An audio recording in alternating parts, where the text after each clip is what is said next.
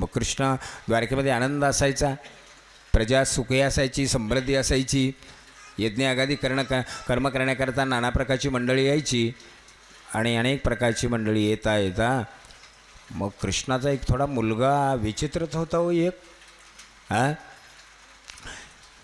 एक मुलगा थोडा विचित्र होता कृष्णाचा. आणि तो म्हणला, अरे ब्राह्मण येतात आपल्या गावामध्ये, सारखे स्वाहा स्वाहा स्वाहा करतात, घ्यायची का परीक्षा यांची? लेकरं काय करतील काही सांगता येत नाही. त्याच्यात एक मुलगा अत्यंत विचित्र होता कृष्णाचा. कोणाचा होता तो?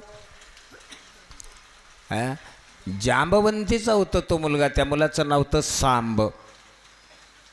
मला वाटतं लेक नवसासाईसचे लेकर थोडे विचित्रच असतील का? हे नवसाचंच होतं, महादेवाला नवस केलेला होता, आहे की नाही? आणि हा सांब नावाचा मुलगा थोडा विचित्रच होता. पौत परीक्षा, ब्राह्मण आपले मंत्र म्हणायचे, यज्ञ करायचे, स्वाहा स्वाहा. आता हे कार्यक्रम संपल्यावर काय काम आहे आपल्याला? आता आम्हाला जिथं बैठक दिली तिथं बसले आपले गप्पा मारीत. येते तुमचे सुभाषराव, देवबाप्पा, मधुकाका वगैरे मस्त गप्पा मारत होता, विरंगुळा होत असतो. बसले होते एका झाडाखाली सगळे ब्राह्मण मंडळी विद्वान. त्या सांबानं सांगितलं, आपण यांची परीक्षेत घेऊत बरं, मला स्त्रीचं रूप फार ना घेता येते. मग त्यांनी सुंदर स्त्रीचं रूप धारण केलं आहे, सुशोभित वगैरे पातळ वगैरे परिधान केलेलं आहे, हातात कंकणे, कानात, नाकात, हातात, पायात अत्यंत सुंदर असणार. त्या ठिकाणी काय केलं की रूप अस्तार घेतला आणि गरोदरपणाचं नाटक केलं. पोटावर वस्त्र वगैरे गुंडाळलेले सुंदर बसले होते सगळे. मग गेल्याबरोबर असताना सगळ्या मुलांना नमस्कार केला. त्या सांबानं स्त्रीचं रूप धारण केलं होतं, ती स्त्रीवेशे सांब जांबवंती सुतम. आणि मग गेल्यानंतर त्या सांबानं असं दोनदा नमस्कार केला. महिला फारशी वस्तीशीर कामं असतं त्यांचं बरं का, आपल्यासारखं नाही. तुम्ही अजून पाहा ना, फारच व्यवस्थिशीर कामं असतं त्यांचं. आता थोड्या वेळाने पाहा ना तुम्ही, दर्शन घेताना पहा, आपलं लवकर होते दर्शन, पण यांचं सुरू झालं आहे की नाही की एकदा हळद, दोनदा कुंकू असं फेकायचं आणि पुन्हा असं करायचं. इकडे इकडे जात नाही डोळ्यात. पद्धतशीर काम. फूल व्हायचं, वस्त्र टाकायचं, दक्षिणा अशी फिरून टाकायची. कामून फिरीतात बिचाऱ्या कोणास ठाऊक, आहे की नाही? हात तरी दुखत नाहीत का? देवाच्या समोर ओवळून कशाला टाकायची? ओवळून टाकून येत. देवाच्या समोर काय असेल ते समोर ठेवून नमस्कार करायचं. ओवळीत नसतात बरेच जण, असं करतात. पद्धतशीर काम असतं. चला, तर याप्रमाणे असताना त्याने दोनदा नमस्कार वगैरे केलेला आहे. बाकीचे मुलं म्हणले, महाराज आमचं भाग्य, तुमच्यासारख्या महात्मे आमच्या गावात येतात, आमचं लग्न होऊन बरेच दिवस झाले पण आम्हाला मुलबाळ नाही आहे. पण नेमकाच आमच्या पत्नीला गर्भस्थापन झालं, मुलगा होणार का मुलगी? ब्राह्मणाने विचार केला, कृष्णाची मुलं आहेत, ब्राह्मणाचा अपमान करतात, साधूचा अपमान करतात, याला मुलगाही होणार नाही आणि याला मुलगी होणार नाही. काय होईल? मंदा मुसलम कुलनाशनम.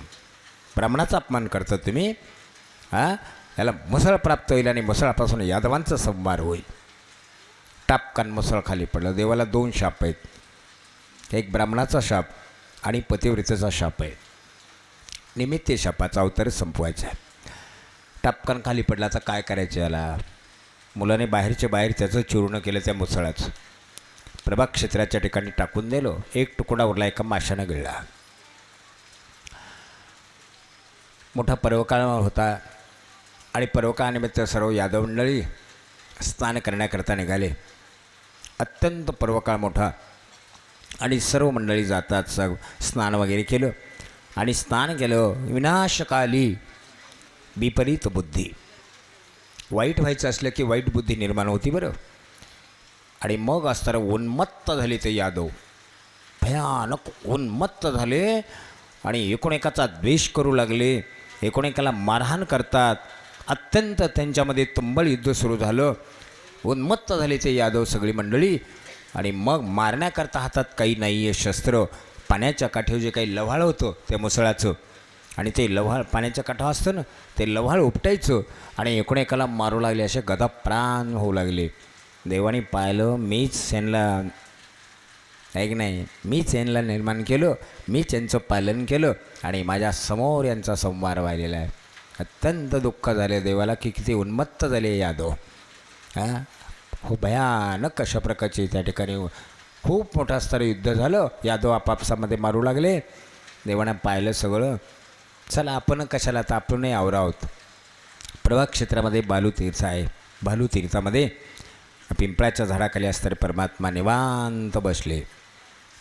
डाव्या पायावर उजवा पाऊल ठेवला आणि झाडाच्या फांद्या अशा लोंबलेल्या आहेत आणि फक्त देवाचा लांबून पायाचा अंगठा दिसत होता. त्याचा पुंज एखाद्या हरणाच्या डोळ्यासारखा अतिशय सुंदर असणारा तो अंगठा चमकू लागला आणि व्याध असताना फिरत फिरत समुद्रामध्ये जाळं फेकलं. योगायोगाने तो मासा अडकला. तो मासा चिरून पाहिला तर माशाच्या पोटात एक तीक्ष्ण तुकडा निघाला त्या मुसळाचा. ते तुकडा वाया जा गेला नाही. आणि अरण्यात फिरताना पाहिलं किती छान बसलं त्या पिंपळाच्या झाडाखाली दडवून बसलं एक हरीण. एका बाणात आपल्याला काय होईल, आज शिकार सापडती बरं का. आणि मग असताना त्या व्याध्याने असताना तो बाण धनुष्याला लावला आणि तो अशा प्रकारचा वेगात सोडला. देवाचा फक्त अंगठा चमकू लागला लांबून आणि बाण वेगात आला आणि परमात्माच्या पायाच्या अंगठा आदळला आणि एकदम रक्तस्त्राव असा वाहू लागला. व्याध समोर येऊन पाहिलं तर साक्षात परब्रह्म परमात्मा समोर श्रीकृष्ण. व्याध्याच्या डोळ्यात पाणी आलं. देवा, माझ्या हातातून खूप मोठा अपराध घडला, मी तुमच्यावर बाण सोडला देवा. भगवान सांगतात, व्याध्या दोष तुझा नाही रे, मला शाप आहे ब्राह्मणाचा, मला पतिव्रतेचा शाप आहे आणि शापाचं निमित्त आहे, मला अवतारकारी आता संपवायचे. व्याध खूप रडू लागला. भगवान सांगतात, नाही व्याध्या, तू दुःख करू नको, तू रडू नको, तू बाण सोडलं तुला दुःख वाटतं, पण नाही. व्याध कोण होता? रामावतारातला वाली होता. भगवान सांगतात, व्याध्या, मागच्या अवतारामध्ये मी तुझ्या बाण सोडला, तुझा वध केला, त्याचा बदला घेण्याकरता तू आता आलास. 3 गोष्टी अशा आहेत त्या मागच्या जन्मात जरी घडल्या तर चुकत नाहीत. ऋण, वैर आणि हत्या. या 3 गोष्टी कधी चुकत नसतात बरं का. म्हणतात ना, दोघांचं जमत नसल्या काय मागच्या जन्माचं वैर आहे का काय रे तुमचं जमतच नाही. एखादा म्हणतो, महाराज काय सांगा, अहो मला 10,000 रुपयाला बुडीलं त्यांनी. बुडीलं नाही रे बाबा, मागच्या जन्माचं काही देणं होतं ते वसूल करून घेतलं त्याने. ऋण, वैर आणि हत्या ह्या चुकत नाहीत. रामावतारामध्ये मी तुझ्यावर बाण सोडला म्हणून त्याचा बदला घेण्याकरता तू या अवतारामध्ये व्याध आलास आणि माझ्यावर बाण सोडला. अत्यंत दुःख करू लागला तो व्याध. बस झालं, आता अवतार कार्य संपलेलं आहे. उद्धवजीला बोलून घेतलं, उद्धवा, उद्यापासून कलियुग लागायलंय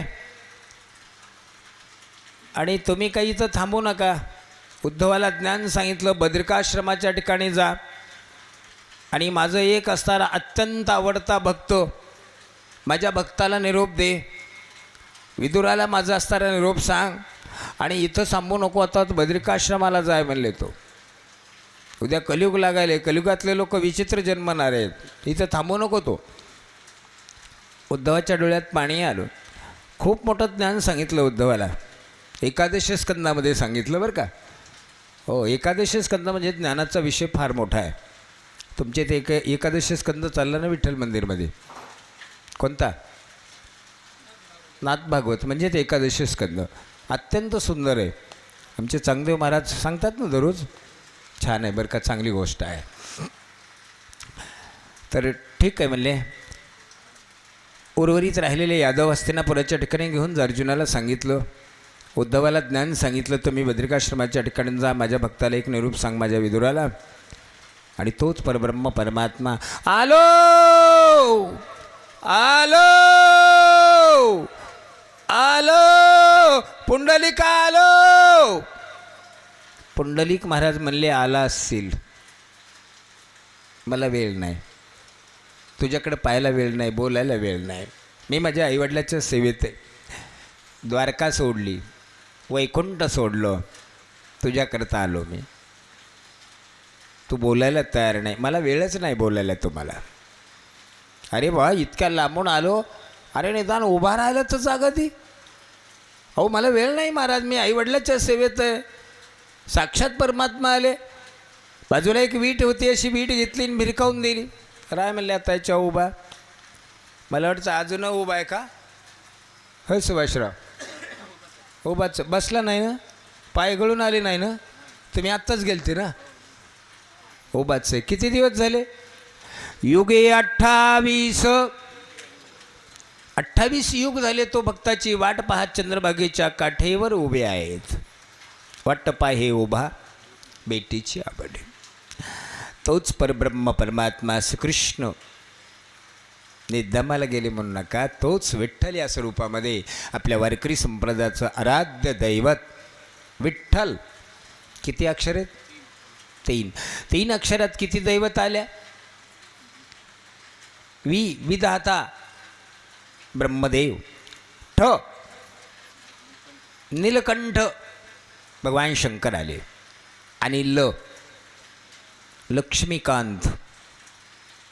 ज्या दैवतेमध्ये ब्रह्मा विष्णू आणि महेशा 3 दैवता एकत्रित झालेल्या आहेत, असं वारकरी संप्रदायाचं आराध्य दैवत विठ्ठल. तोच कृष्ण विठ्ठल या स्वरूपामध्ये पंढरी क्षेत्राच्या ठिकाणी भक्ताची वाट पाहण्याकरता आलेले आहेत. पंढरीचं फार मोठं महत्त्व आहे बरं का. उदंड पाहिले उदंड ऐकले क्षेत्र महिमे, ऐशी चंद्रभागा ऐसा भीमाती राईसा विटेवर. देव कुठे? दाखवा बरं मला कुठे. मी सगळा भारत देश पाहून आलो, सगळीकडे फिरलो, पण पंढरीसारखा आनंदच भेटत नाही कुठं, आहे की नाही? फार आनंद आहे पंढरीच्या ठिकाणी. चला तर याप्रमाणे असणारा कृष्णधाम. परीक्षित राजानं प्रश्न विचारला, शुकदेव महाराज आतापर्यंत द्वापारयुगाचं वर्णन बरंच मला सांगितलं, पण माझी अशी एक इच्छा आहे, आता थोडं कलियुगातलं वर्णन सांगता का? आता कलियुगात काय काय होणार आहे? कलियुगातलं वर्णन सांगा म्हणले. ऐक म्हणले, सांगतो तुला आता कलियुगातलं वर्णन. ततशानुदरम सत्य शौच क्षमादया कालेन बलिना राजन वित्तमे उक्लोदरणा जन्माचार गुणोदया. आता कलियुगातलं वर्णन सांगतो, इथून पुढे काय काय होणार आहे. व्यास महाराजांनी भागवतात पुढचं सांगितलं आहे. मागचं तर कोणीही सांगल. काल जेवण काय केलं सांगताल, आता उद्या काय जेवायचं सांगा. व्यास महाराजांना आता इथून पुढे काय काय होणार आहे ते सांगितलेलं आहे. ऐका म्हणले, काय? कलियुगामध्ये प्रत्येकजण आपापला धर्म सोडणार आहेत. प्रत्येकजण ब्राह्मणात धर्म सोडतील, क्षत्रिय क्षत्रियात सोडणार, वैश्य वैश्याचा, क्षुद्र क्षुद्राचा. प्रत्येकजण आपापला धर्म सोडतील. काय पडलं याच्यात? आता म्हणतात सगळेच आपला जो काही व्यवसाय आहे ते म्हणतात याच्यात काय पडलं, याच्यापेक्षा दुसरं केलेलं चांगलं. कोणी आता कोणाचे कामं करायले. आता पाहायला येईल की नाही आपल्याला, कोणाचं कोणी काही करून पाहिलेत. खिचडीच झाली आता सगळी. मग धर्म कोणी असणारा प्रत्येकजण आपापला धर्म सोडतील. कलियुगामध्ये दया राहणार नाही, कलियुगामध्ये आपुलकी राहणार नाही, कलियुगामध्ये प्रेम राहणार नाही, कलियुगामध्ये जिव्हाळा राहणार नाही, कलियुगामध्ये भक्ती राहणार नाही. आहे का एकूण एकाबद्दल आदर? आहे का एकूण एकाबद्दल प्रेम? आहे का बरं? आता बोलण्यामध्ये तर असे बोलते छान, पण एकूण एकाबद्दल प्रेम राहिलं नाही कलियुगामध्ये. तुम्ही अजून पहा, द्वेष निर्माण झाला. चांगलं कोणाला पाहिनंच समोरच्याला, फक्त मी चांगला आहे, बाकीच्याचा द्वेष करतात. दया राहिली नाही आता कोणाची, आपुलकी राहिली नाही, जिव्हाळा राहतो का आजच्या काळात? आहे का? नाही ना. मग महाराजांनं सांगितलं. त्याच्यानंतर वित्त म्हणजे पैसा. जग पैशाच्या पाठीमागे लागणार आहे. पैसा फक्त भेटायचा. पैसा करता आत खूपच अभ्यास आहे पैसा कसा भेटावत म्हणून. बरं पैसा भेटला, पण पैसा जो काही आपल्या प्रारब्धानं आपल्या कष्टानं जे काही भेटलेला पैसा, याच्यामध्ये समाधान नाही. आहे का? समाधानच नाही. आपल्याला भेटलं याच्यात आनंद नाही. अजून काही येतो का दुसरीकडून? टेबलवरून यायला आहे, पण टेबलच्या खालून यायला आहे का काही? कितीही आला तरी समाधान नाही कलियुगामध्ये पैशाच्या. आपणा आहे की नाही. कलियुगामध्ये आईवडिलाची सेवा कोणी करणार नाहीत. आजच तुम्ही काही काही आईवडिलाची खूप मोठी फजिती हो. खूप आईवडिलांना कमवलं पण त्यांची खूप फजिती चाललेली आहे. काय सांगावं तुम्हाला. वृद्धाश्रमात घालायलीत. दुर्दैवाची गोष्ट आहे. आपल्या देशात, जिल्ह्यात, तालुक्यात वृद्धाश्रम खरं तर होऊन येतो. पण शासनाला दया आली, शासनानं वृद्धाश्रम काढले. खरं तर काय आपण पाहायला तयार नाही, कोणी सांभाळायला तयार नाहीत. आज आईवडिलाची खूप फजिती आहे. सांभाळत नाहीत कोणी आणि सांभाळणारच नाहीत बरं का. अपेक्षाच करायची नाही की आपल्याला आपली लेकरं सांभाळतील का. काळ बदलला, कलियुगाप्रमाणे वागतात. आईवडिलाची सेवा कोणी करणार नाहीत म्हणले. बरं, कलियुगामध्ये देव कोणी मानणार नाहीत. आजच बरीच मंडळी म्हणते कशाचा देव आणि कशाचं काय. कायच देव आहे म्हणले. नास्तिकाचं प्रमाण झालं खूप. आस्तिक कमी झाली आता. देव नाही म्हणतात, सरळ म्हणतात काही काही मंडळी देव नाही. मलाही बरं वाटतं त्यांचं म्हणणं. खरं त्यांचं खरं आहे ना, कलियुगाप्रमाणे बोलतात ते. देव मानणार नाहीत कोणी. त्याच्यानंतर याच्या पुढे असताना सांगितलं कलियुगात राजा कोणी होणार. ज्याच्या पाठीमागं खूप लोकमत आहे, ज्याच्या पाठीमागं खूप समाज आहे, ज्याला खूप मोठं मतदान पडलं, आज तो राजा होणार. स्त्री होणार, पुरुष होणार. पहिला काळ एकच राजघराणा, त्याचा मुलगा. आता कोणालाही राहता येते की नाही, कोणालाही उभा राहता येते. स्त्री आहे, पुरुष आहेत, प्रत्येकाला अधिकार आहे. मग कलियुगात राजा होणार, कोणीही होणार. ज्याच्याकडे समाज आहे, ज्याच्याकडे लोकमत आहे, पुष्कळ पडलेलं आहे, तो होऊ शकतो राजा कलियुगामध्ये.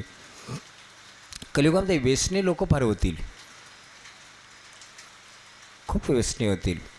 खूप व्यसनीत होता. गुटखा, मटका, चटका काय असेल ते. याच्यामध्ये घरं बरबाद झाली हो. या व्यसनामध्ये खूप घरं बरबाद झाली. तुम्हाला काय सांगावं, त्या व्यसनामध्ये ते चक्के गिरणीमध्ये दळण नेलेलं इकितीत चलताच मी माझ्या डोळ्याने पाहिलं. मालकीनीनं दळण गिरणीमध्ये नेऊन ठेवा म्हणलं, त्याच्यातली अर्धी ज्वारी इकलीन मजा केली. अरे काय इतके व्यसनाचे आहे. अत्यंत व्यसन आहेत कलियुगामध्ये. स्वतःच्या घरी 10 रुपयाची भाजी आणत नाहीत हो. काही एखाद्या 5 रुपयाचा बिस्किटचा पुडा आपल्या लेकराला आणत नाहीत आणि व्यसनात घालतात. बरबाद होतं. खरं त्या माऊलीचंच कमाल आहे. त्या माऊलीची याच्याबरोबर संसार करायली. इतके व्यसनाचं प्रमाण वाढलेले. त्यानंतर त्याच्यापुढे असताना महाराज सांगतात बहीण भावाचं प्रेम होईल. किती झालं. आजच पाहत नाहीत कोणी. नातं गोतं काही पाहिजे नाही. इतके बिघडले लोक विषयांध होतील. विषय वासनास्त्र त्यांच्या ठिकाणी खूप होतील. काही पाहणार नाहीत. नातं गोतं काही पाहणार नाहीत. कोणाला विचारणार नाहीत. मीन माझी एकदा बायको आली की बस संपलं घरातलं. पुन्हा कोणाला विचारायचं नाही. आई नाही, वडील नाही, कोणी नाही. फक्त बायको आपली असली तिला डोक्यावर घेतं नाचत राहतं. ते बस म्हणलं की बसतं ना, उठ म्हणलं की उठ म्हणलं. तिच्या मोहात पडलं ते. बस पुन्हा काही त्याला दिसत नाही. सगळा कारभार तिनं हातात घेतला आहे. याला एक 5 रुपये पाहिजे असले, ए दे ना ते 5 रुपये. अरे काय तुझं जीवन आहे. सगळं बायकोच्या हातात देऊन टाकलंस. मीन माझी बायकोच, पुन्हा जगात कोणी नाही. विषांत वासना होते अल्पा. बाकी खूप अशा प्रकारचं व्यसन वाढेल म्हणले. भयानक व्यसनी झाले लोक. बरबाद झाले घरं सगळे. अरे आपण व्यसनी असले आपल्या लेकराला काय सांगायचं, काय संस्कार करायचं त्याच्यावर. याच्याकरता भागवत ऐका, थोडं बदल करून घ्या. आपण चांगलं वागलो तर आपल्या लेकरावर परिणाम होतो त्याचा. आणि ह्या नव्या पिढीचे, भावी पिढीचे असणारे हे नागरिक आहेत. हे बाळं म्हणजे नागरिक आहेत हे सगळे. मग यांना योग्य वळण लागलं पाहिजे, योग्य संस्कार लागला पाहिजे त्यांना. मी आश्रमाचं वर्णन सांगितलं तेव्हा सांगितलं की वयाच्या 10 वर्षापर्यंत आईचं लक्ष पाहिजे लेकरावर. तिथून पुढे वडिलाचं, भावाचं लक्ष पाहिजे. कुठं गेलता, काय करतो, अभ्यास करायलाच काय, तळमळ पाहिजे. खूप व्यसनं होतील आता. राजे लोक होतील, पैसा असताना खूप असताना जमा करतील आणि आसुरी संपत्ती फार करतील, दैवी संपत्ती नाही. खूप भयानक असणारा संपत्ती आसुरी संपत्ती. आसुरी संपत्ती सुख देत नसते. पैसा भरपूर दिसतो आलेला, पण ते पैसा सुख देत नाही. इकडून आणायचं मग इकडं घालायचं, काहीतरी करतो, ते पैसाच राहत नाही जवळ. संपत्ती कमवा, पण कोणती कमवा? दैवी संपत्ती कमवा. कष्ट करा. कष्ट करून असणाऱ्या प्रारब्धाने आपल्याला मिळाल्या जे काही संपत्ती, आणि ती आनंद देत असते, आयुष्यात सुख देत असते. प्रारब्धाने मिळालं ते, पण तसं राहिलं नाही आता. फक्त आसुरी संपत्ती करायची गोळा, प्रचंड असताना पैसा गोळा करायचा, आणि पैसा सुख देत नसतो. दैवानं मिळालेला, प्रारब्धाने मिळालेला पैसा हा आयुष्यात सुख देत असतो. मग पैशाच्या मागं लोकं लागणार, धुंद राहणार, विषयांध होतील. आणि महाराज काय सांगत तुम्हाला, शेवटी प्रलय होणार. प्रलय हो, प्रलय 4 प्रकारचा: नित्य प्रलय, नैमित्तिक प्रलय, नित्य नैमित्तिक, प्राकृतिक प्रलय. प्रलय म्हणजे लय, प्रलय म्हणजे शेवट. शेवटी शेवटी माणसाची उंची इतकी कमी होणार आहे काय, तुम्ही आजच पहा. आपले आजोबा जितके उंच होते तेवढे आपले वडील नव्हते. वडील आहेत तेवढे आपण नाही, आपण आहेत ते आपले मुलं नाहीत, आपले मुलं आहेत ते आपले नातवंड नाहीत. उंचीचं प्रमाण कमी होणार आहे कलियुगामध्ये. उत्तरोत्तर उत्तरोत्तर उत्तरोत्तर उंची माणसाची अंगठ्या एवढी होणार आहे सुभाषराव. इतकालेच माणसं होणार आहेत सगळे अंगठ्या एवढाले. आता इतके म्हणजे जमीन किती लागेल, काय करायचं? एक ताटभर जमीन असली की बस झाली, तितक्यातच त्याचं पाळी होती. इतकालेच मूळ स्तंभ ग्रंथामध्ये सांगितलं प्रलयाचं वर्णन बरं का. भागवतातच सांगितलं. मग उंची कमी होणार तिथं, दंद राहतील, कोणी देवच मानणार नाही शेवटी.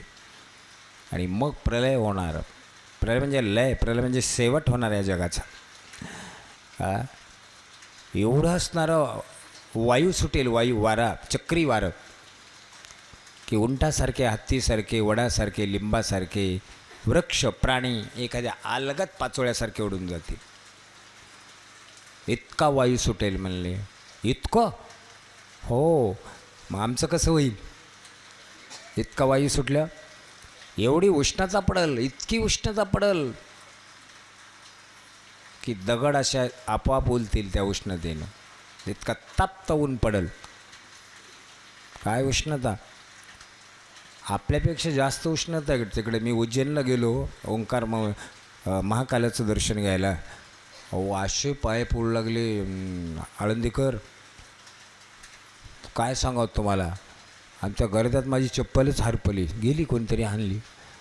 माझे मरणात हाल झाली तिथं. मला बाकीचे म्हणले घाला इथं खूप पडल्या. मी म्हणलं खेटर चोरतो मी, काय व्हायले बिगर पायाने गेलं तर. पुन्हा घेतो ना बाहेर गेल्यावर. भयंकर उष्णता आपल्यापेक्षा तिकडं. हो भयान अशी उष्णता पडल की दगडं उलतील. आणि असा पाऊस पडेल, जलवृष्टी होणार राजा. इतका पाऊस येणार, मुसळधार पाऊस येणार. आणि त्या पाण्यामध्ये सर्व जग काय होणार? जलमय होणार. काय राहत नाही. तुमची आरवी नाही, आमचं बाबळगाव नाही. तिकडं पाहत तिकडं पाणीच पाणी होणार आहे. म्हटलं प्रलय होणार. आलोच का पहिल्या जाग्यावर? भागवताला सुरुवात कुठून केली आणि कुठं आलोत? आहे की नाही? अथांग बसलेलो पाणीच पाणी. भगवंताच्या नाभी कमलातून ब्रह्मदेवाची उत्पत्ती झाली. आमच्या आळंदीकरांनं भागवत फार छान ऐकलं आहे का? खूप सुंदर. ते म्हणले अशी सृष्टीची उत्पत्ती सांगत नाहीत कोणी. मी खूप कथा पाहिल्या, पण एवढी सृष्टीची उत्पत्ती, जगाची निर्मिती कशी झाली हे 2 दिवस तर फार मला ऐका वाटलं. म्हणले सृष्टीची उत्पत्ती कशी झाली आणि सृष्टीचा शेवट काय होणार आहे. जलमय होणार सगळं, काही राहणार नाही. चेहरे उतरले हो सगळ्याचे. पहा ना, चेहराच उतरला. असं होईल मग सगळंच जाईल का? आम्ही बंगले बांधलेले, सोनं नाणं, एवढ्याला 5-5 हजाराच्या साड्या, असं होईल का महाराज? अहो होणारच. महाराजांना सांगितलं व्यास महाराजांना भागवतामध्ये तसं होणारच. किती अवघड झालं. घाबरू नका, आत्ताच होत नाही, त्याला बराच वेळ आहे. कलियुगाची संख्या किती आहे? 4,32,000 कलियुगाची संख्या आहे. द्वापारयुगाची संख्या किती? 8,64,000 आहे की नाही. मग कलियुगाची संख्या 4,32,000. यापैकी कलियुगाचे किती वर्ष मागं पडले आणि किती वर्ष अजून राहिलेत कलियुगाची? 4,32,000पैकी कलियुगातले 5,123 वर्ष मागं पडलेत. किती राहिले? 4,32,000पैकी 5,123 वर्ष मागं पडलेत. किती राहिले? 4,26,877 वर्ष अजून शिल्लक आहेत. कलियुगातलं फक्त पहिलं चरण चालू आहे आत्ताशी. कलियुगे प्रथम चरण आहे. कलियुगातला फक्त पहिलं चरण चालू आहे. तर इतके बिघडले लोक, अजून काहीच बिघडले नाहीत. मला लोक म्हणतात खूप महाराज बिघडले लोक. मी म्हणतो काहीच बिघडले नाहीत. याच्यापेक्षा बिघडणार आहेत, याच्यापेक्षा खूप बिघडणार आहेत. जनावरापेक्षा माणसं बिघडणार आहेत. मला वाटतं आपले गाई वासरं जर सोडले तर सरळ शेतात जातात मालकाच्या, आणि शेतातून सुटले की कुठे येतात? सरळ आपल्या घरी येतात. पण भागवताला एखाद्याला म्हणलं ना चला भागवत ऐकायला, हो निघालो. घरून निघाल्यानंतर मंडपात येऊस तर भरवसा नाही मंडपात येतो का नाही. निघाला खरा, रस्त्यातच कोणी भेटतंय का? कुठं चालले? भागवताला. जाऊ द्या तेच असतं, बसा एक डाव खेळूत. ते इथं येईल म्हणून सांगता येत नाही, त्याचा भरवसा लागत नाही. हा, इतके बिघडणार आहेत लोक.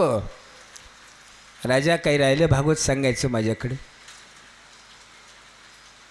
रसविज्ञामध्ये भाताचे 2 शीत खाल्ली म्हणून तुला 7 दिवस भागवत सांगावं लागलं. माझ्याकडे काही राहिलं का? म्हणजे महाराज आमचं भाग्य, तुमच्यासारखे महात्मे असणारे योगायोगानं भेटले आम्हाला. आणि गेले 7 दिवस असताना अत्यंत, आणि या पवित्र भूमीवर ज्ञानगंगा वाहू लागलेली आहे. आणि या ज्ञानगंगेमध्ये अत्यंत मी परम पावन झालो. माझं भाग्य आहे की तुमच्यासारखे महात्मे मला भेटले. हां, काही राहिलं का? काही नाही म्हणले. आनंद वाटला मला कथा ऐकून. राजन, आणि तुला आता तुझा 7व्या दिवसाचा सूर्योदय आज झालेला आहे. आज तुला तक्षक येणार आहे आणि तक्षक दंश करणार आहे तुला. परीक्षित राजाने सांगितलं, महाराज तक्षक जरी आला आणि तक्षकानं दंश जरी केलं मला, तरी मला मृत्यूची भीती वाटत नाही आता. का रे राजा? हा प्रश्न मी तुला पहिल्या दिवशी विचारला होता, त्यावेळेस तू घाबरला होतास. तुला खूप मोठी भीती वाटू लागली. हां, मृत्यूची भीती वाटू लागली. आणि आज म्हणतो मला भीती नाही, माझ्या मरणाची भीती नाही मला. तक्षक जरी आला आणि तक्षकानं दंश केला तरी मला भीती वाटत नाही. का वाटत ना तुला भीती आज? पहिल्या दिवशी का भीती वाटू लागली तुला? परीक्षित राजानं सांगितलं, गुरु महाराज तक्षक जरी आला आणि तक्षकानं दंश जरी मला केला तर दंश कशाला करेल? शरीराला करेल. शरीर वेगळं आणि आत्मा वेगळा आहे की नाही? शरीर वेगळं, आत्मा वेगळा. एक किरायानं केलेली रूम आहे. एखाद्या घरमालकाला एक 500 रुपये दिले, आपण त्याच्या घरात राहिलो. महिना संपला, घरमालक म्हणतो उचला पसारा, तिकडं रोडवर टाका, मला गरज नाही, माझं घर रिकामं करा. तसं जोपर्यंत आपलं आयुष्य तोपर्यंत याच्यात राहायचं.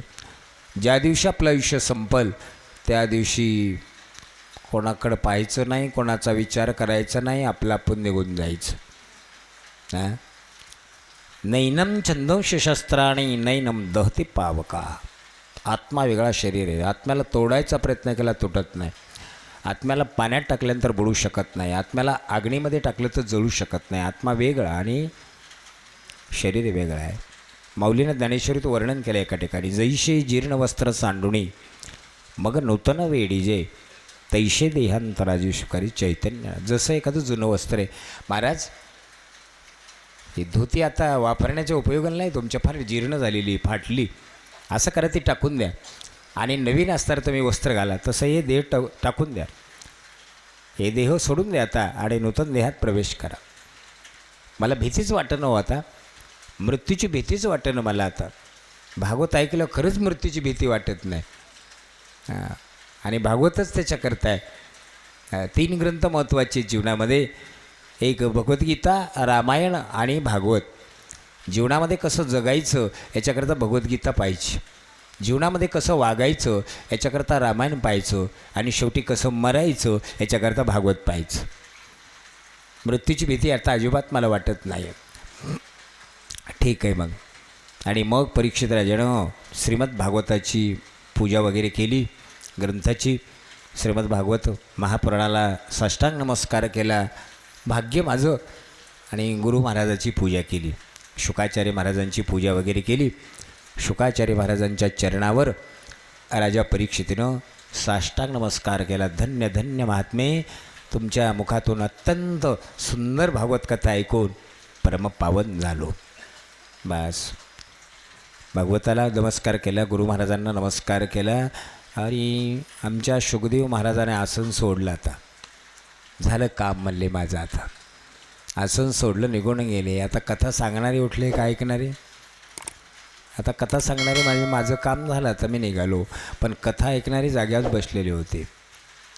कोण? परीक्षिती. ब्रह्मरूप अशा प्रकारचा झालेला होता तो. तर कशी अवस्था झाली ती त्याची? विषयी विषय पडला निशेष तेने अंगी ब्रह्मरस ठसावला. त्याच्या ठिकाणी विषय वासना राहिल्या नव्हत्या. अंतकरण शुद्ध झालं होतं, पवित्र अंतकरण झालं. भागवत कथा ऐकून ब्रह्मरूप झाला होता. महाराजांना आसन सोडलं की तक्षक वाटच पाहू लागला महाराज कधी आसनावर उठते. मग तक्षक निघाले, सा सा सा सा सा सा करीत तक्षक निघाले. वाट पाहत बसले होते. महाराज जोपर्यंत उठत नाही तोपर्यंत काही करता येत नाही. महाराजांना आसन सोडलं, निघून गेले. निघाला तक्षक स स स करीत. क्रतू नावाच्या ब्राह्मणाची भेट झाली समोर. कुठं निघाले? परीक्षितीला दंश करायला.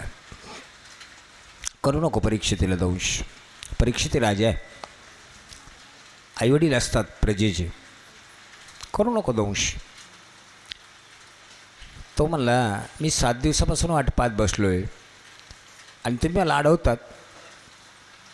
काही द्रव्य घे. द्रव्य नको. क्रतू ब्राह्मणाने विचार केला, तक्षका तू दंश करणार? हो करणार. तो दंश जरी केला तर मी परत उठवल परीक्षित राजाला. इतकं सामर्थ्य? हो, एवढं सामर्थ्य आहे माझं. समोर वृक्ष आहे हा. तक्षकानं सांगितलं, हा हिरवागार वृक्ष आहे, याला दंश करतो, याला परत सजीव कर. ठीक आहे, माझ्या शक्ती आहे. तक्षकानं असताना त्या झाडाला असं दंश केला, कडकड कडकड कड. हिरवागार वृक्ष पण वाळून गेलं. दाखव तुझा चमत्कार. दाखवतो म्हणले, आत्ता मला येतंय सगळं. पाणी वगैरे घेतलं आणि त्या झाडावर असं प्रोक्षण केल्यानंतर वाळून गेलेलं झाड पुन्हा हिरवागार झालं. आता मात्र तक्षक घाबरला. तक्षकाने सांगितलं, तुमचं सामर्थ्य खूप मोठं आहे महाराज, कृपा करून तुम्ही तिकडे येऊ नका. तुम्ही काही द्रव्य मागा, पण तुम्ही तिकडे येऊ नका, कारण मी 7 दिवसापासून वाट पाहत बसलो. मला परीक्षितेला दंश करायचं आहे. तुमचं सामर्थ्य मला कळालं. वाळलेलं झाड परत तुम्ही हिरवं करून दाखवलं. कृपा करून तुम्ही तिकडे येऊ नका. फार मोठी विनंती केली आणि तक्षक काही कोणाचं ऐकायला तयार नाही. तक्षक स स स स स स करीत गेले आणि राजा परीक्षितीला दंश केला. कशाला केला? शरीराला केला. शरीर वेगळा, आत्मा वेगळा. परीक्षित राजाची एक अशी अवस्था झालेली आहे, जसं एखाद्या ताटामध्ये कापूर लावावं आणि कापराची अवस्था जशी आहे त्या पद्धतीमध्ये झाली. कापुराच्या वाती उदळ्या ज्योतींटा हीच समाप्ती झाली. जैशी कापूर लावा त्या प्रमाणं ब्रह्मरूप झाला होता तो. भागवत कथा ऐकून जीवन मुक्त झाला. किती भागवत ऐकले? किती? 1. आपण एका भागवतात तो जीवनमुक्त झाला. पण भागवत तसंच ऐकलं होतं ते. एकाग्र ऐकलं. भागवतासारखा ग्रंथ अत्यंत पवित्र, एक कल्पवृक्ष आहे. आपल्या मनातली कल्पना परिपूर्ण करणारा असेल तो श्रीमद भागवत आहे. अत्यंत पवित्र पुराण आहे. दंश केला. हे कळालं परीक्षितीच्या मुलाला. माझ्या वडिलाला तक्षकानं दंश केला, अत्यंत राग आला जन्मेजयाला. जन्मेजयाने एक सर्पसत्र ठेवलं. ब्राह्मण मंडळीला बोलवून घेतलं, आपल्याला यज्ञ करायचा आहे. म्हणजे कशाचा यज्ञ? एक प्रकारचा नाही, यज्ञाचे प्रकार भरपूर आहेत. तुम्हाला कोणता करायचा आहे? आम्हाला सर्पसत्र करायचं. काय बोलता तुम्ही? सर्पसत्र? हो, सर्पसत्र करायचे मला. दक्षिणा काही मागा मी देतो, पण आम्हाला हे करायचे सर्पसत्र. ठीक आहे, दैवतेची स्थापना केली, सगळ्या अग्निस्थापन केला, दैवतेची स्थापना सगळे केली आणि स्वाहाकाराला आरंभ झाला. ज्या ज्या सापाचं नाव घ्या तो साप यज्ञकुंडामध्ये येऊन पडू लागला. स्वाहा स्वाहा स्वाहा. बडाभड साप असतात त्या अग्नीमध्ये येऊन पडायले. ज्या सापाचं नाव घेतलं तो साप त्या अग्निकुंडामध्ये येऊ लागलेले. जन्मेजय राजाने विचारलं ब्राह्मण मंडळीला, का हो म्हणले, ज्याच्याकरता आपण यज्ञ केला त्याचं तर नावच आलं नाही. बाकीचे साप बरेच पडले अग्नीमध्ये, त्या तक्षकाचं काही नाव आलं नाही म्हणले. जन्मेजय यजमानानं विचारलं गुरु महाराजांना, म्हणले आता तेच होणार आहे म्हणले. आहे की नाही? मुख्य दैवतेचं हवन नंतर, आधी बाकीच्याचं असतं ना. हो देवाक, नाही मला काही माहीत नाही म्हणून तुम्हाला विचारायलो. हो, आपली दैवता वगैरे स्थापन केले, आपण वास्तू वगैरे करतोच ना घराची, तिथं हवन करावं लागतं. मग बाकीच्या काही अगोदर दैवत आहेत, आहे की नाही, त्या दैवतेचा अगोदर स्वाहाकार करायचा आणि मुख्य दैवता जी आहे ती मागं ठेवायची का कसं? हवन करण्याकरता. बाकीचं झालं, आता त्याचंच नाव आले. तक्षकाय स्वाहा, तक्षकाय स्वाहा. तक्षकच येईन का? मंत्रात सामर्थ्य नाही तुमच्या मंत्रात शक्ती नाही. आतापर्यंत ज्या ज्या सापाचं नाव घेतलं तो साप येऊन पडला. तक्षकाय स्वाहा म्हणल्यानंतर तक्षक का येत नाही? ब्राह्मण मंडळीने सांगितलं, जन्मेजयात मंत्रात शक्ती आहे. मंत्रात शक्ती नाही, मंत्रात शक्ती आहे, मंत्रात सामर्थ्य आहे. मग काय येत नाही? येतो, पण तक्षक एका मोठ्याच्या आसनाखाली बसलाय. कसं करायचं सांग? बोलवायचं का? तू सांगशील ते ऐकू तुम्ही. यजमान सांगेल ते आपल्याला ऐकावं लागतं. भागवत आवरा, संपलं. चल द्या दररोजच्या टाईमपर्यंत 5 वाजूस्तर, तरी संपत नाही. कसं करायचं? बरं वाटेल ना पावसाचं बसलेलं? असं कवरे बसलेलं जमतंय ना?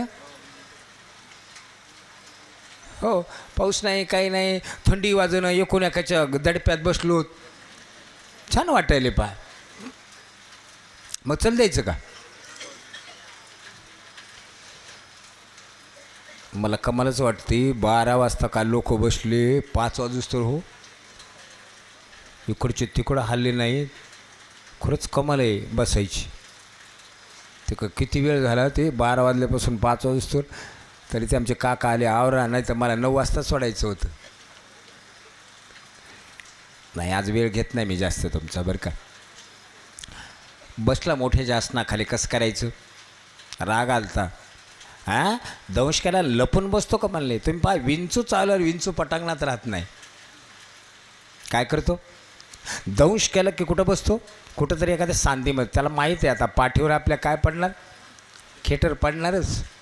दंश केलं की कुठंतरी सांधीत बसतो जाऊन. दंश केला, लपून बसला बलवा. कोणाच्या आसनाखाली बसला? इंद्राच्या आसनाखाली बसला तो. ब्राह्मण म्हणले, आत्ता बोलितो, तू म्हणल्यावर काय? पण स्वाहा म्हणले, नाही उगं कशाला म्हणले, आपण विचार करावा. यजमान गरम झाला, पण आपण थोडा विचार करावा. इंद्राये तक्षकाये, इंद्राये तक्षकाये. इंद्राचं असं हालू लागलं. असं हालायले का म्हणे? कशामुळं हालायले? इंद्राने सहज आपल्या आसनाखाली पाहिलं तर तक्षक बसला होता. इंद्राने विचारलं, इथं काऊन बसलास? इथं काऊन बसलास माझ्यापाशी? इथं बसलोय म्हणूनच वाचतो. मी खाली गेले की माझ्या नावाने ब्राह्मण आरडायलीत, मला अग्नीत जाऊन पडावं लागल. तुमच्या जवळ बसलं, मोठ्या माणसाच्या जवळ बसलं की थोडासा फायदा होत असतो, लक्षात ठेवा. कवाही त्याच्या सानिध्यात बसायचं. इथं बसलोय म्हणून मी वाचल.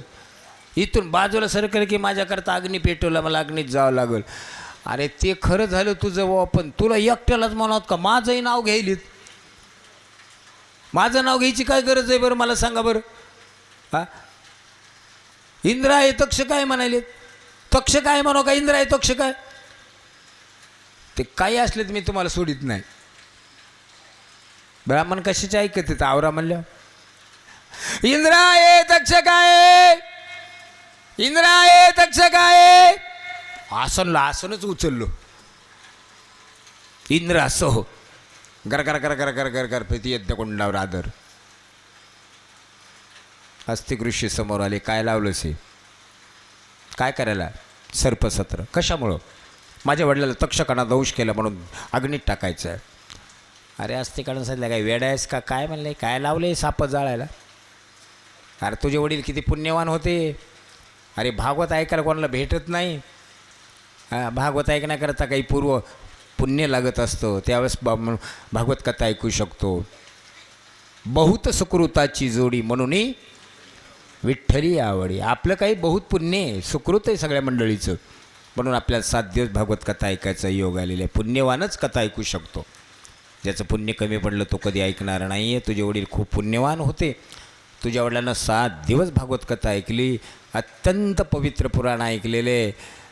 जीवन मुक्त झाले तुझे वडील. आणि काय वेड्याने लावलेलं तो सर्पसत्र आहे, बंद कर. मग अस्तिकानं सांगितल्याप्रमाणे ते यज्ञ असताना थांबवला. मग सापाचा प्राण कोणी वाचवला? अस्तिक ऋषीनं. म्हणजे त्याचे ऋणी आहेत बरं का, अस्तिकचे ऋणी आहेत. अस्तिक साप म्हणतात की आमचा प्राण वाचला म्हणून ते थांबलं, म्हणून बरं झालं. नाही तर जे गेले ते गेले, जे राहिलेत का इतके.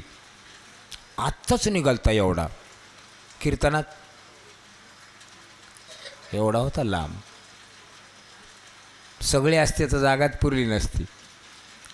त्यांचे प्राण वाचिलेत.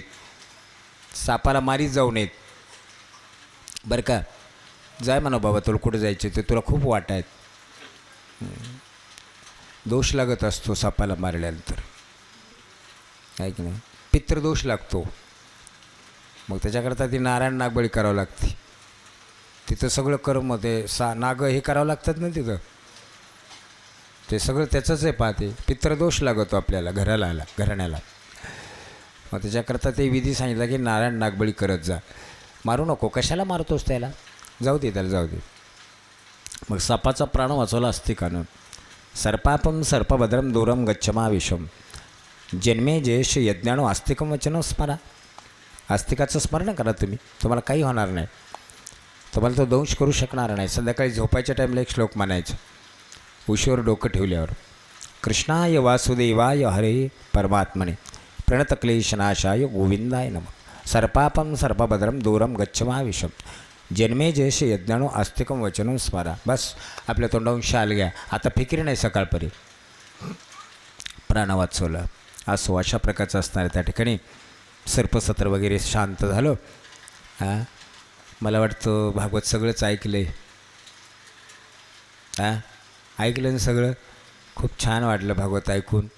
भागवत महापुराण ऐकलं, पण भागवताचं महात्म्य ऐकलं नाही हो. आता काही पौराणिक लोक भागवत महात्म्य सुरुवातीला सांगतात, आळंदीकर, आणि काही पौराणिक लोक शेवटी सांगतात. भागवतामध्ये नाही, ते भागवतांतर्गत नाही आहे, त्याचं वेगळं ऐक नाही. भागवत महात्मा आहे, 6 अध्यायाचं भागवत महात्मा आहे. मग ते कधी अगोदर सांगतात, कधी शेवटी. आता आमची परंपरा आमच्या गुरुघराची की आमचे गुरु महाराज गोकर्ण हे शेवटी सांगायचे. लिंबेकर आमचे गुरु महाराज आहेत, आणि त्यांच्याकडून माझ्याकडे हे सगळं त्यांनी संहिता वगैरे मला दिलेली आहे. लिंबेकर महाराजांनी, आमचं घरच गुरुघर लिंबेकर आहेत, म्हणून त्यांच्या पद्धतीमध्येच आम्ही कथा सांगतो. मग गोकर्ण महात्म्य आम्ही शेवटी घेतो. आता भागवत पुराण ऐकलं, एक थोडंसं कापून महात्म्याचं चिंतन करू आणि आपली सेवा पूर्ण करून टाकू. विचार केला की द्वापारयुगामध्ये भजन असायचं. कृष्ण अवतारामध्ये भजन, पूजन, नामस्मरण, अत्यंत तल्लीन त्या गोपिका वगैरे. आता कलियुगात काय आहे, चक्कर मारून पावते एकदा. म्हणून नारदाने हातामध्ये ब्रह्मविणं घेतला आणि नारद गायन करत करत करत निघाले. पुष्करंज प्रयागंज काशी गोदावरी तथा हरिक्षेत्र कुरुक्षेत्र श्रीरंग सेतुवनम एवमादितीर्थेषु भ्रममाणितस्तता. नारदानं बऱ्याच ठिकाणी भ्रमण केलं. नारद पुष्कराजच्या ठिकाणी गेले, नारद प्रयागाच्या ठिकाणी गेले, नारद काशीच्या ठिकाणी गेले. पुष्करंज प्रयागंज काशी गोदावरी तथा, गोदावरी म्हणजे नाशिकच्या ठिकाणी, हरिक्षेत्राच्या ठिकाणी हरिद्वारला गेले, ऋषिकेशला गेले, आहे की नाही. त्यानंतर सेतुबंध रामेश्वरला गेले, कन्याकुमारीला गेले, श्रीशल्य मल्कार्जुनाच्या ठिकाणी गेले, व्यंकटेश बालाजीच्या ठिकाणी गेले, श्रीरंगपट्टण छान मंदिर आहे रंगनाथाचं, नाही. अनेक तीर्थ पाहिले, पुष्कळ तीर्थ पाहिले नारदानं. एवमादि तीर्थेषु भ्रममाण इतस्तता. पूर्ण नारदानं भ्रमण केलं, प्रत्येक क्षेत्र पाहिले, पण नारदाला कुठंच समाधान नाही. अत्यंत नारदाला दुःख वाटलं. का काय कृष्ण अवतारामध्ये भजन चालायचं, नामस्मरण चालायचं, आणि आज कोणी देवाचं नाव घ्यायला तयार नाही, कोणी भजन करत नाही. अत्यंत दुःख वाटलं नारदाला. आणि असं करत करत करत एका वाळवंटावर आले नारद. पूर्ण नदीत वाळू होती, पाणी नव्हतं त्या नदीमध्ये, अत्यंत ती वाळू. आणि त्या वाळवंटावर एक आई आणि 2 मुलं असताना बाजूला अत्यंत त्या आईला त्रास देऊ लागले. तिला मारतात, तिला बोलतात, तिला शिव्या देतात, तिला त्रास देतात. अत्यंत त्या आईला असणारे 2 लेकरापासून त्रास होऊ लागला. योगाने नारद समोर आल्यानंतर त्या आईनं पाहिलं, कोणीतरी साधू दिसतात, कोणीतरी संत आहेत, हातामध्ये विणा वगैरे घेतलेला आहे. आणि मग त्या आईनं हात जोडले, म्हणले, महाराज काय सांगत, मला फार त्रास व्हायला आहे लेकरापासून, मला दररोज मारतात, हे त्रास देतात, खूप त्रास व्हायलेला आहे. मग या लेकरापासून मला सुख प्राप्त होण्याकरता औषध आहे का तुमच्याकडे काही? मग नारदाने ते दृश्य पाहिलं की नारदाला अत्यंत दुःख वाटलं. आणि नारदाला विचारलं, बाई तुला फार त्रास व्हायला आहे, एक थोडा वेळ त्रास सहन करते का तू? मी तुझ्याकरता औषध घेऊन येतो. तू कोण आहेस? म्हणले, मी आई आहे आणि 2 माझे लेकरं आहेत. म्हणले, मी तरुण आहे आणि माझे 2 लेकरं म्हातारे आहेत. माझे लेकरं म्हातारे आणि मी तरुण आहे. माझं वय 16 वर्षाचं, माझ्या 2 लेकराचं वय 60 वर्षाचं. हिशोब चुकला का? होय, आई मोठी का लेकरं मोठे? आईचं वय 16 वर्षाचं आणि लेकराचं वय 60 वर्षाचं. आई तरुण, लेकरं म्हातारे. बरोबर आहे सुभाषराव? असं असतं. अत्यंत त्रास व्हायला आहे, थोडं थांबते का? थोडा त्रास सहन कर, मी औषध घेऊन येतो. लगेच नारद तिथून निघाले. लगेच आल्यानंतर सनकादिकांची वगैरे भेट घेतलेली आहे. म्हणले, काय चाललं? कलियुग लागलं वाटतं. मग कलियुगात भ्रमण केलं का नाही? नारदजी म्हणले, खूप भ्रमण केलं. म्हणले, कुठं कुठं गेलतात? बऱ्याच ठिकाणी गेलतो. पुष्करंज प्रयागंज काशी गोदावरी तथा हरिक्षेत्र कुरुक्षेत्र श्रीरंग सेतुवनम एवमादितीर्थ भ्रमणानितस्तता. आम्ही बऱ्याच ठिकाणी फिरण करू, पण मला कुठंच समाधान वाटलं नाही. मग एका वाळवंटावर तर अत्यंत वाईट दृश्य पाहिलं. त्या आईलाच तरी 2 लेकरं मारतात, बोलतात, त्रास देतात. महाराज, त्या आईला 2 लेकरापासून सुख प्राप्त होण्याकरता औषध आहे का तुमच्याकडे? औषध कोणताही रोग असू दे, कोणताही रोग असू दे, आपल्यापाशी औषध आहे. बरं, हे औषध कुठून आलं? कोणी दिलं कोणला? हे शब्द आमचे नाहीत, देवाच्या मुखातले शब्द आहेत. 2 ग्रंथ असे आहेत की देवाचे शब्द आहेत, गीता आणि भागवत. हंस पक्षाच्या रूपात भगवंतानं ब्रह्मदेवाला भागवत सांगितलं, आहे की नाही? पुन्हा नारदापाशी आलो, पुन्हा नारदाने व्यासांना सांगितलं, व्यास महाराजांनी शुकदेवांना सांगितलं आणि शुकदेवानं परीक्षितेला सांगितलं. भागवत 4 श्लोक आहेत भागवताचे. मूळ श्लोक किती? 4. द्वितीय स्कंदातल्या 9व्या अध्यायामध्ये त्याला चतुश्लोकी भागवत म्हणायचं. आणि अत्यंत सुंदर असणारं भागवत सांगितलं. आणि मग नारद म्हणले कसाही रोग असू दे रे, रोगच राहत नाही. मग नारदजीने ते घेतलं ना आली वाळवंटावर. तर आई बिघडलेली, आईला मारतात, बोलतात, त्रास देतात. औषध आणलं का? आणि ज्यावेळेस ते असताना म्हणायला सुरुवात केली, इतका बदल झाला त्या लेकरामध्ये. लेकरं असताना आईचं मारायचं थांबले, बोलायचं थांबले. आणि मग आईला नमस्कार केला त्यांनी. मग आईची सेवा करू लागले ते. आईचं दर्शन घेतल्याशिवाय पाणी पण पित नव्हते. काय इतकी शक्ती असेल हो? कोण होती ती आई? कोण होती ती मुलं? तुम्ही सांगतात कुठं 16 वर्षाची आई, 60 वर्षाचे लेकरं, म्हातारी लेकरं, तरुण आई, असं कुठं असतं का हो? तुम्ही म्हणतात ना आम्ही हो म्हणायलो. असं कुठं असतं का? अहो ती आई नव्हती, ते लेकरही नव्हते. कोण होतं ती? भक्तिरूपी आई, ज्ञान आणि वैराग्यरूपी तिची मुलं होते. पहिल्यांदा काय करा? पहिल्यांदा भक्ती करा. आता भक्ती कोणती करा? तुम्हाला सांगून गेलो मी. 9 प्रकारची भक्ती आहे. दंडक नाही परमार्थ करण्याकरता. परमार्थ हा आवडीनं करायचा. जे आवडतं ते करायचं. भजन आवडत असेल भजनच करायचं, आहे की नाही?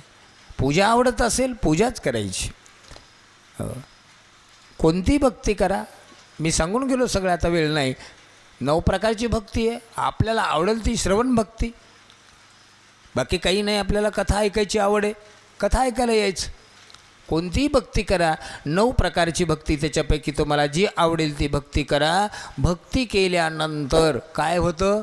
भक्तीने धरिले हाती मागे काय? ज्ञान वैराग्य येते.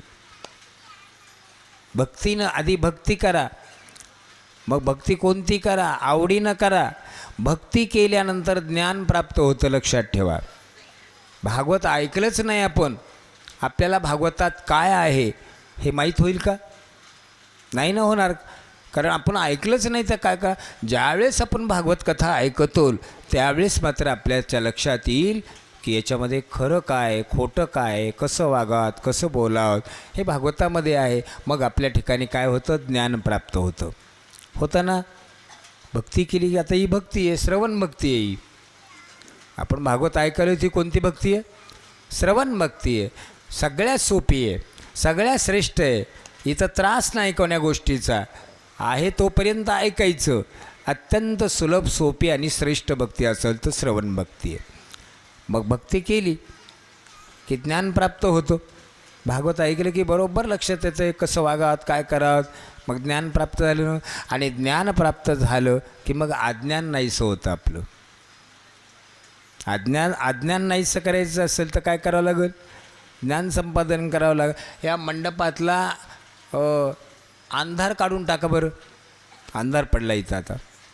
मग ह्या मंडपातला अंधार जर काढून टाकायचा असेल तर काय करावं लागेल? एक लाईट लावावं लागेल आपल्याला. लाईट लावल्यानंतर असताना मग तो अंधार निघून जातो. मग इथं प्रकाश पडतो सगळीकडे. तसं आपल्या ठिकाणी जर अज्ञान असेल आणि अज्ञानाला जर हकालपट्टी करायची असेल तर तिथं ज्ञानरूपी ज्योत लावायची. ज्ञानरूपी ज्योत लावली की ऐक नाही, अंधकार असताना जातो. अज्ञानरूपी अंधकार नष्ट होतो ज्ञानरूपी ज्योत लावल्यानंतर.